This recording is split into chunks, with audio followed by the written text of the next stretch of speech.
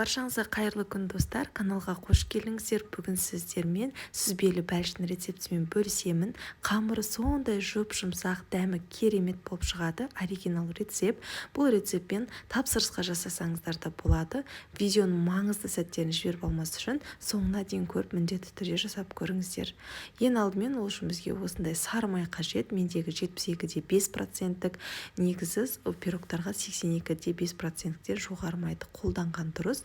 Соған қантымызды және бір жұмыртқамызды саламыз да жақсылап араластырамыз. Мен жұмыртқаны өлшедім, 54 грамм шықты. Енді осыны жақсылап тұрып, қанты ерігенше бір келкі масса болғанша араластырып аламыз. Майымыз біздегі бөлме температурасындағы тұрған болу қажет. Менгі кішкене қаттылау болды.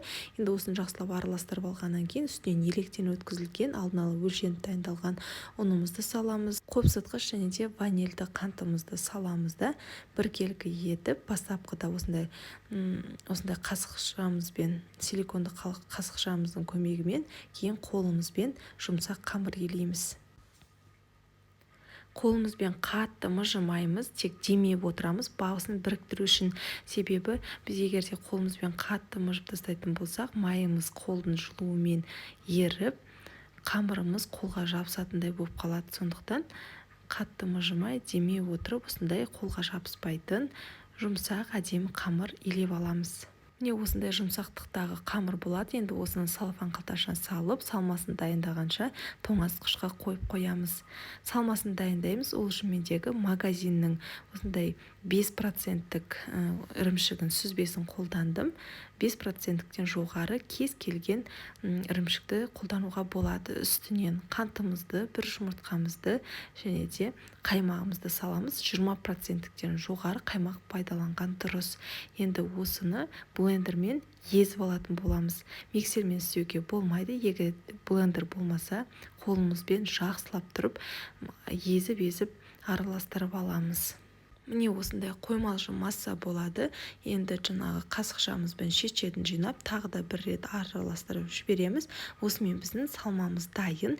Енді тоңазытқышта тұрған қамырымызды алып, формаға жайғастыратын боламыз. Ол үшін менде осындай 26 диаметрлік форма. Пергамент қағазын астына төсейсіздер, егер болмаса мен сияқты жақсылап май жағып шығып, осылай қамырымызды осы формаға орналастырамыз.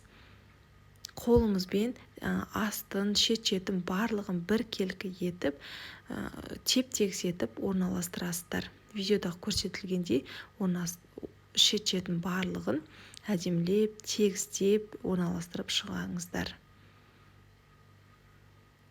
Барлық қажетті заттардың мөлшерін видео астына описанияға жазып қалдыратын боламын. Видео астында жаңағы жазу жазылған жерде тұратын болады. Астың вилкамен кішкене тескілейміз де, үстіне салмасын саламыз. Осы кезде алдын ала пештеріңізді қыздырып қоюды ұмытпаңыздар. Салмасын салып, әдемілеп жайғастырып шығамыз. Шет-шетіне жақсылап тегізіп жайғастырып шығамыз да, үстінен кез келген жидекті қойып шығамыз. Жидексіз жасауға да болады, өз еркіңіз. Пирогымызды алдын ала қызып тұрған 170-180 градуста пеште асты-үсті режимінде конвекциясыз 35-40 минут аралығында пісіріп аламыз. Міне осылай пісіп шығатын болады. Ыстық күйінде формадан босатпайсыздар. Толық суығаннан кейін барып қана формадан босатып, кеспеш бұрын тоңазытқышқа салып алыңыздар 1-2 сағатқа, содан кейін барып кесіп қонақтарыңызға ұсына бересіздер. Мен өзім өте жақсы көретін сүзбелі бәлішім, міндетті түрде жасап көріңіздер. Енді дәмін айта алмаймын, керемет болып шығады. Сіздермен болған ақбота, назарларыңызға рахмет.